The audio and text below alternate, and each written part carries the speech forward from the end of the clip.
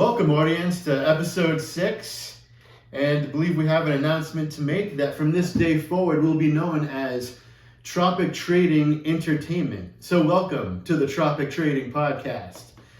That's right, we wanted to, Meeting of the Minds was way too generic. There's too many other podcasts out there that tried and failed and didn't go anywhere, so we want to make sure we distinguish ourselves and stand out from the crowd to make sure we keep bringing you the best value. Welcome to the Tropic Trading Podcast. With that said, we're jumping right into risk management. So let's just assume your rich uncle died, right? He's just croaked for any known reason. He just left you $50,000. What do? I know what you're thinking. God, give me it. Let me put it into a trading account and just punt it with Tesla and put it all long into NVIDIA. Please do not do that. Classic rookie mistake. That's why I want to talk about asset allocation and deployment of capital. With that $50K, do not want to put it all into one stock. It's too much risk. What you should be doing is essentially split out that capital into 5 separate trades. You could do essentially allocated by increments of $10,000. So each trade, you're going to use $10,000 to buy X number of shares of one company, X number of shares of another company with another $10,000, and then up until you've got your $50K. Now, preferably, we've talked about this before, is what you want to be is market neutral. So you want to be as much long the market as you are short to essentially de-risk yourself completely from any market volatility.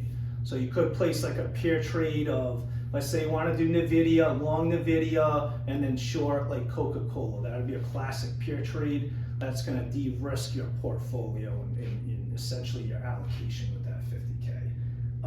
Now I'm going to go into the 3 risk segments that you're going to be entering when you start placing trades. The first one is stock risk. So if you were to buy Pepsi, right? When you buy that stock, you're essentially opening yourself up to stock risk. That stock risk is essentially company performance, products. Are their products selling? Do you have a good CEO? Is the CEO performing? Do they have good IT systems? Do they hire qualified, intelligent people to keep the company going? Are they expanding? So that's risk you take when you invest in a stock. That's the stock risk. The next risk segment is your sector risk. I keep using the video for some reason. So if you were to buy an ETF, right, a semiconductor ETF, in that instance, you've got sector risk.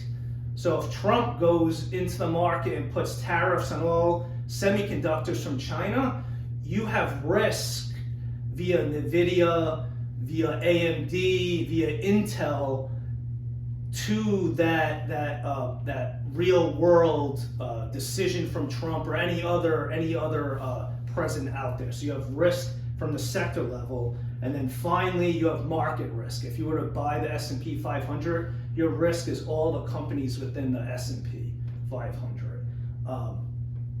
Now, to kind of hit home on that piece, what you can do is you can essentially hedge out the risk you do not want to have. If you do not want to have stock risk, what you can do is actually go long. You've got 50,000 in your account. You're going to go long the semiconductor space, the ETF, for 10K, and then you're going to go short a specific stock in that sector. Let's say Intel, to hedge out that stock risk, but you've got some good sector risk, but you're really hedging out that specific stock risk that you don't think that stock's going to perform. Yeah. Just different ways to look at not putting all your eggs in one basket, essentially. It's just a way to minimize your risk, diversify. Now, Greg, do you want to go into like possibly how, let's say you were to place a trade, how to hit it from the technical level with stop losses and whatnot? Yeah, it's so stop loss. It's a pretty simple concept. It's when you're in a brokerage account, you can typically what you do is you place a stop loss, which is if the stock drops 10%, it automatically sells and it gets you out of position of taking a 20, 30, 40% loss on a stock. And when you're, say you're up, say 40, 50%, you could create that stop loss where if it goes down 50%, you're net neutral, and that's kind of de-risked. To Andrew's concept, it's kind of a net neutral trade. You're limiting your risk. You're limiting your risk, but your upside is that stock could still potentially go up, and with a stop loss, it's just a simple mechanism where the trade automatically happens when it reaches below, say, 50%. I mean, that's a big stop loss. 50%. 50%. Typically, it's 10%. I think from I think it's institutional. like 8. I think it's 7 or 8. It depends. I mean, it's really whatever you're comfortable with. The point of the stop loss is to get you out of a trade when you start losing, and it doesn't automatically, so you don't need to get your emotions involved or anything at all. And I know a lot of people say, "Oh, I don't need a stop loss. I'm just going to watch it in real time." But then your emotions are still in play there. Whereas a stop loss, if you say, I want to set a stop loss where as soon as I lose $200, just get me out. So that way I don't lose more than $200 or whatever the dollar amount is to you,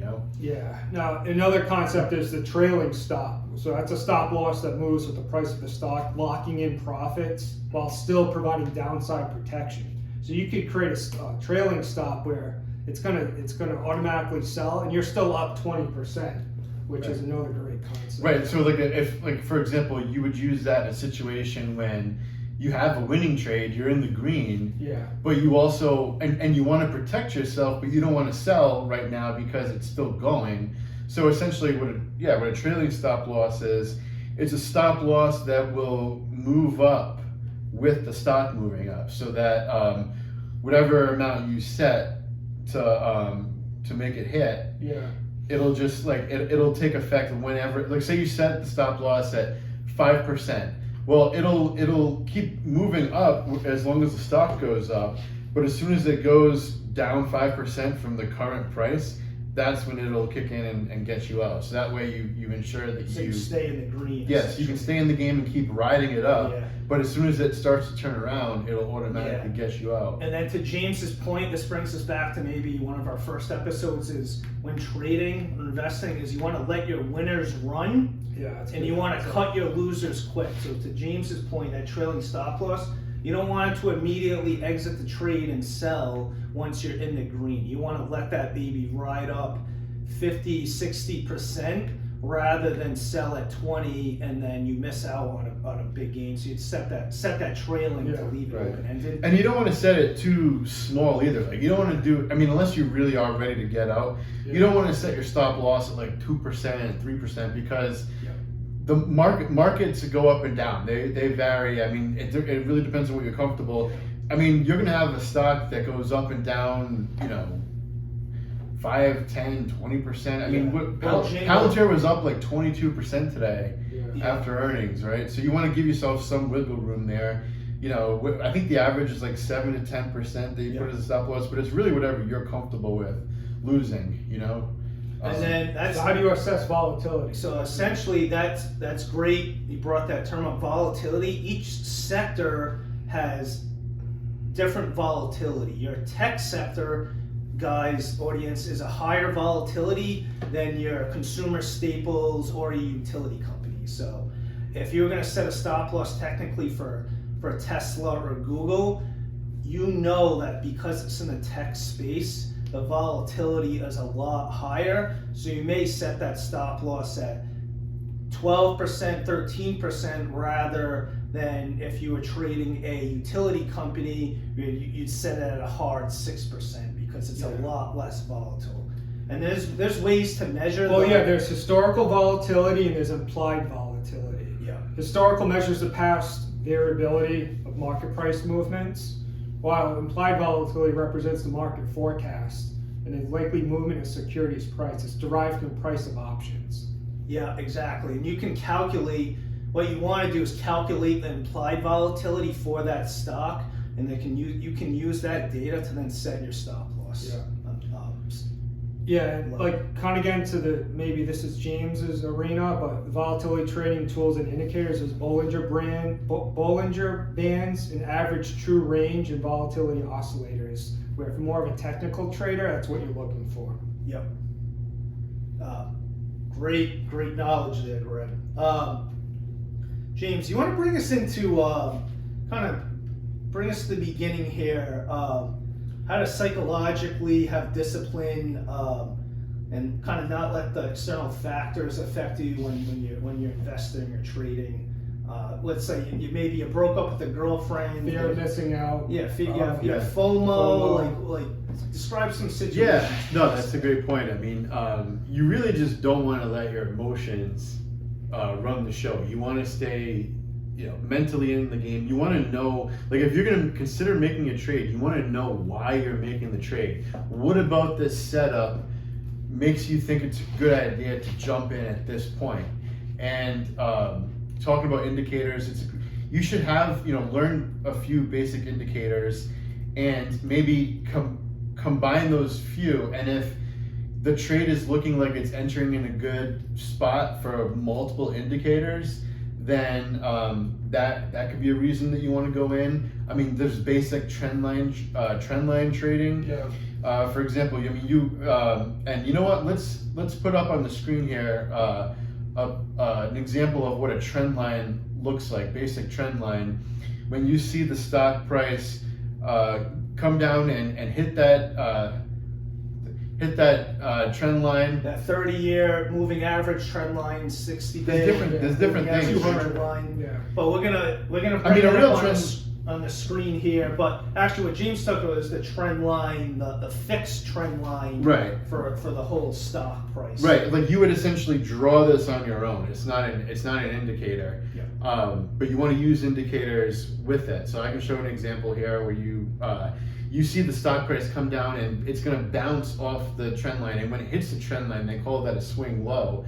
And you'll see when it hits, there's going to be an upper line too. Yeah. When it hits that's called the swing high.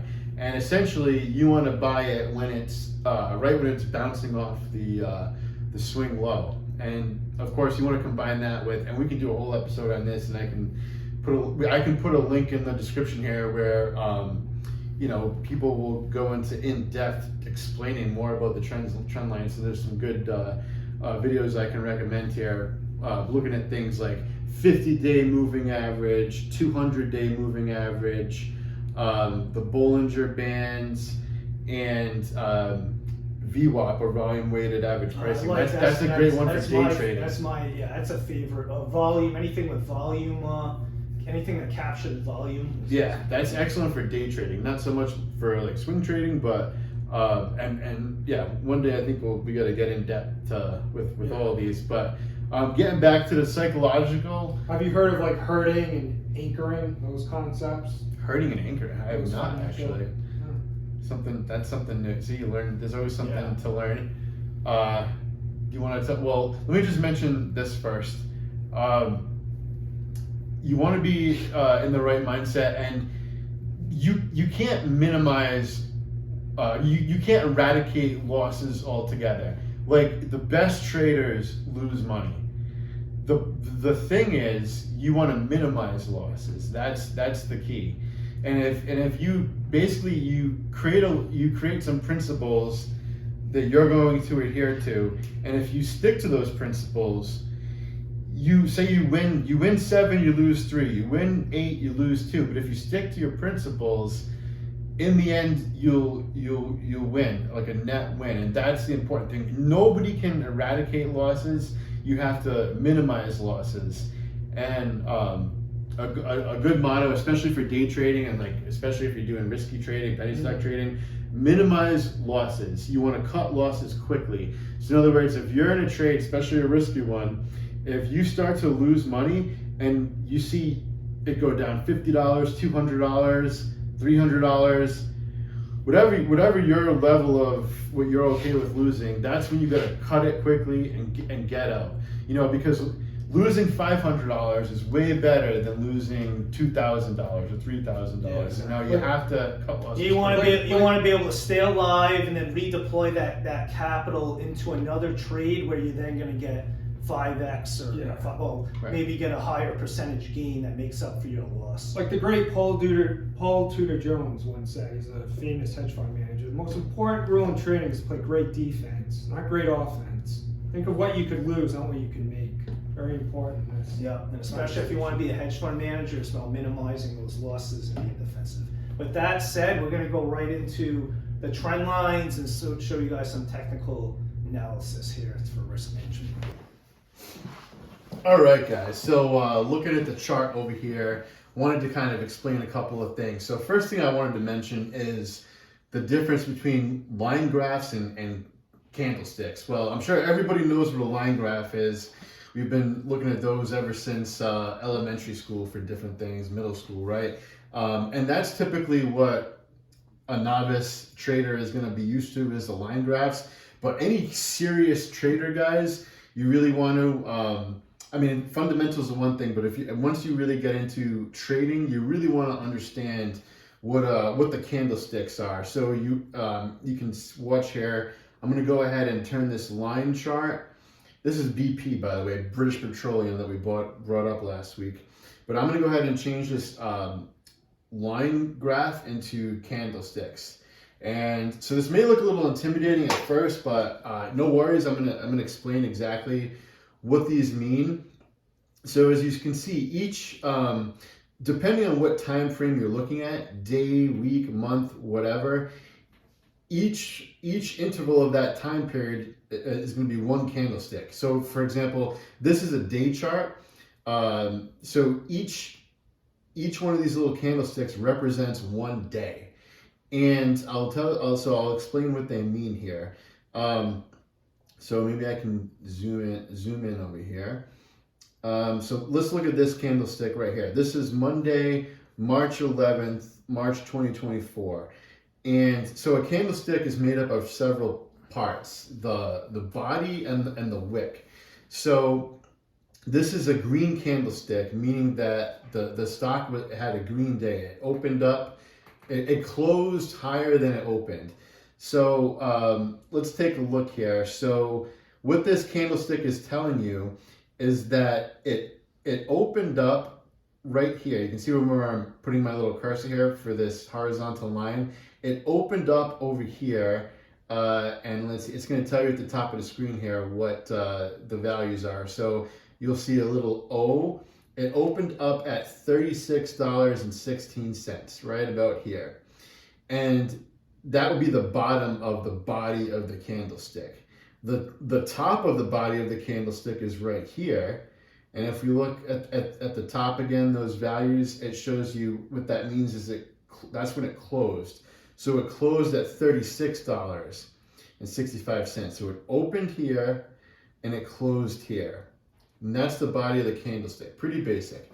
The wick would be the little stick either at the bottom or the top. So this one has a wick on the bottom.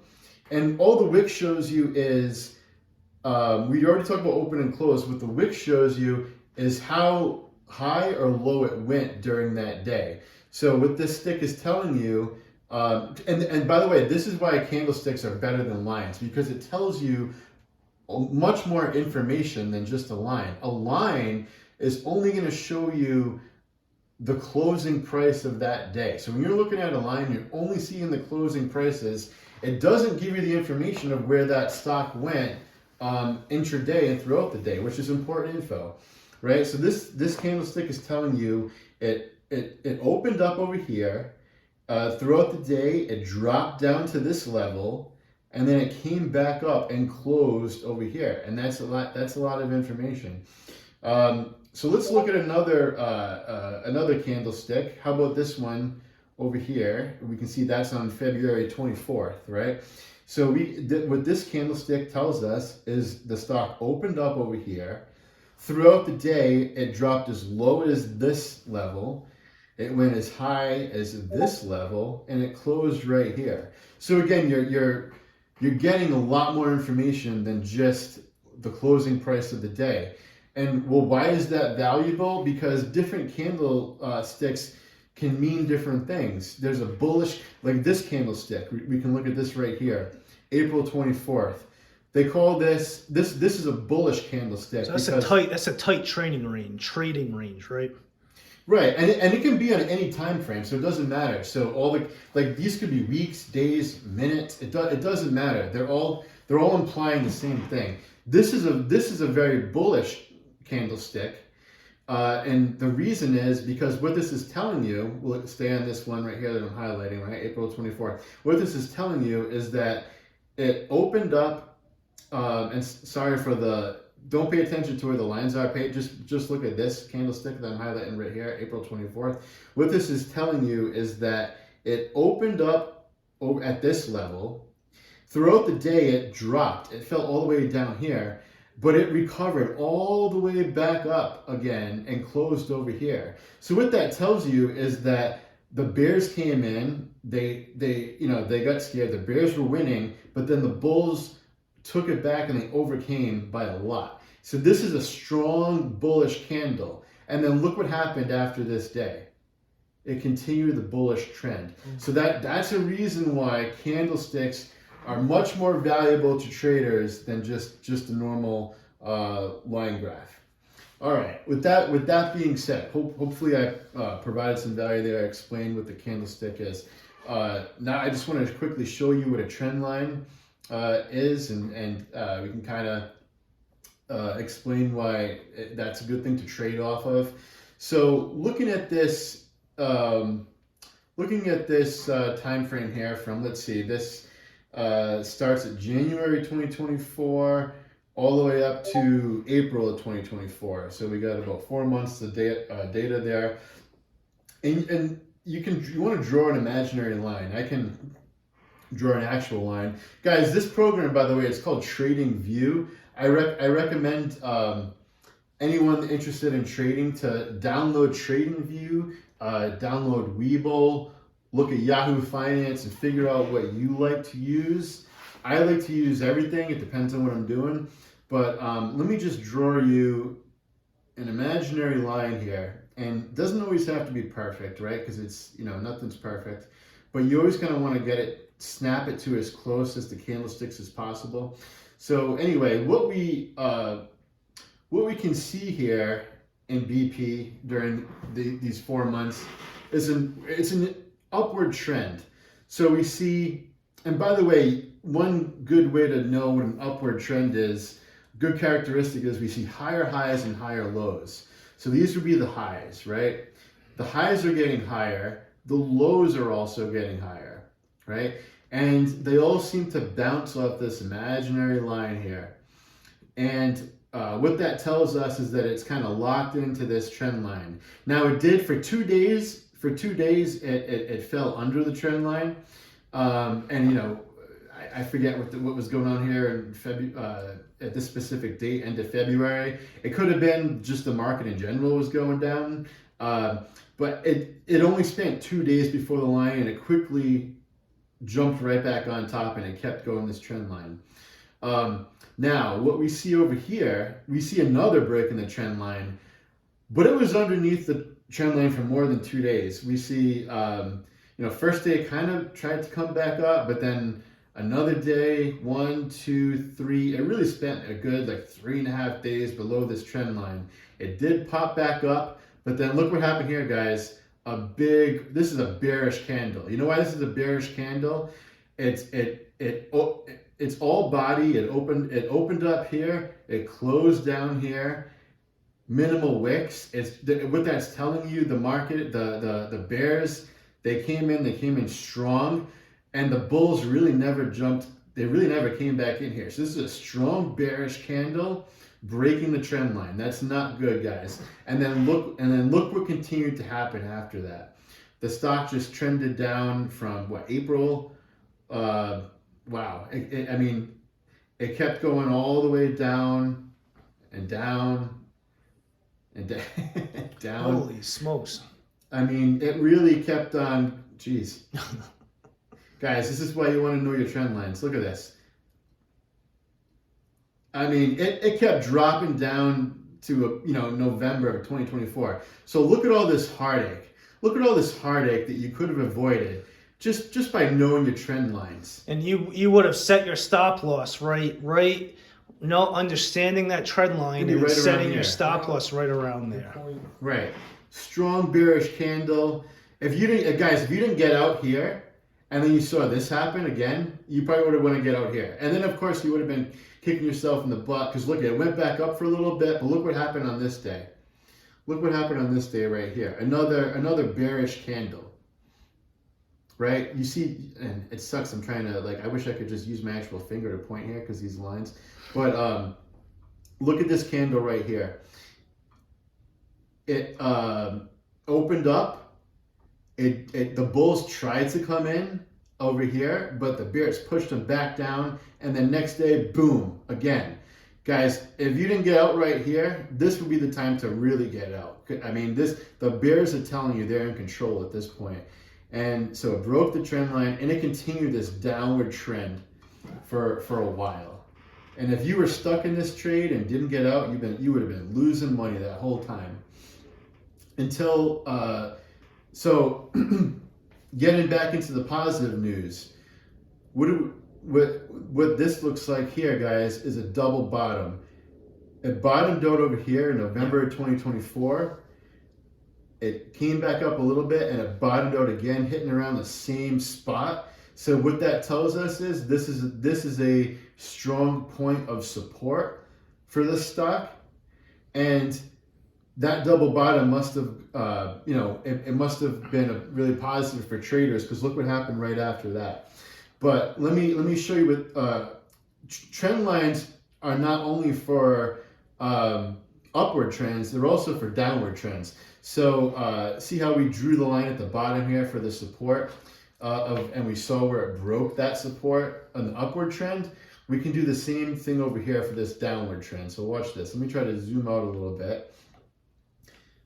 Try to get this in view here so you guys can see. Nice and big. Bigger is better. All right. So let's draw another line. Starting at the top here. And we basically want to, with our line, we want to try to hit as close as possible to where all the highs are here. And like we mentioned before about what's a characteristic of an upward trend, higher highs, higher lows. Well, what's the opposite is true for a downward trend. You have lower highs. We got a high here, lower high here, lower high here, here. This one doesn't even hit the trend line. And then it really tanked. And another high here. And then same thing, we got lower low, lower low, lower low, low, low, low, really low, right? Now what happened right here? What happened right here, guys, on January 2nd?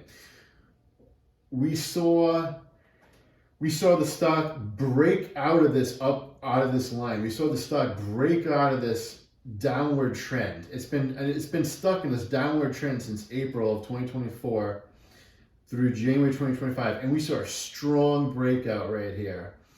What that tells us is that it's likely to keep on moving higher. And now it's nothing's a sure thing in life, right? But so far this is a strong signal. And in fact, today actually it had a strong bullish candle. Look at the strong bullish candle. It's just a straight bar all the way up, no wick. Opened up here, closed high up here. So what we would want to do, and by the way, look at this horizontal line. So it's hitting this resistance. The stock's experiencing resistance here at about 31 bucks. So if tomorrow is a good day and it can break through that resistance, that's what we're looking for. We're looking to see when the stock breaks through this resistance here of about 31.70. So if we see this break through and really get higher than this, if we can see this break past 32.16 about, it's likely that the market's telling us that they're ready to start a new uptrend. And that's what we want to see. Now the cycle's going to start over again. We're going to look for higher highs and higher lows. So basically, for example, we're going to draw an imaginary line. We can draw it like this. We're looking to see if this keeps going higher, and then when it does eventually go down, maybe it's going to retest this line of support again. we want to see if it bounces off this trend line again. And if it does, if we see it go up and then bounce off this again, that's going to be another buy signal, because we want to buy it when it's bouncing off the low here, this trend line, and catch it as it starts to continue upward. Right now, guys, this is looking pretty bullish because it did have a strong breakout out of this downward trend. We're looking for confirmation, though. We want to see confirmation that it breaks out of this this line of resistance here. And if it does, guys, that could be a bullish signal and a bullish trade. So I'm going to zoom out. I'll put this in the week mode. That's weeks out of the year. And I'm going to zoom way out here just to see like maybe how high this could go. With BP, wow, BP's been kind of stuck for a while. Now, like we were talking about in the last episode, they might be getting involved with some new alternative energy, and maybe that's what they need to kind of break them out of this slump here. If this does keep going, I mean, next stop we got $39. This might be a point where you want to think about selling, but if it keeps on breaking past that, look, the next stop, just look at this horizontal line, guys. Next stop, $46. Next stop, $52. Next stop, $59. Next stop, $76. So you want to just keep on monitoring this. Look at your trend lines, and just look at these points of support and resistance, and that's what you want to base your trade off of. You memorize basically, and just look at, because history repeats itself. Stocks always usually they have similar lines of resistance and lines of support. Like here's a line right here, here's another line right here, and you just got to plan your entry and your exit, and that's all it is. That's the trading game, guys. So with that said, you guys got any comments or? Well, you know what? Those are some great technical risk management tools to utilize and take advantage of when you're trading. Make sure to know your entry point, know your exit point, and complement this fundamental risk management technical analysis with your fundamental view. I think with that said, this is Risk Management Episode 6. Like, subscribe, and remember, guys, who are we? We'll see you next time on the Tropic Trading Podcast. 1, 2.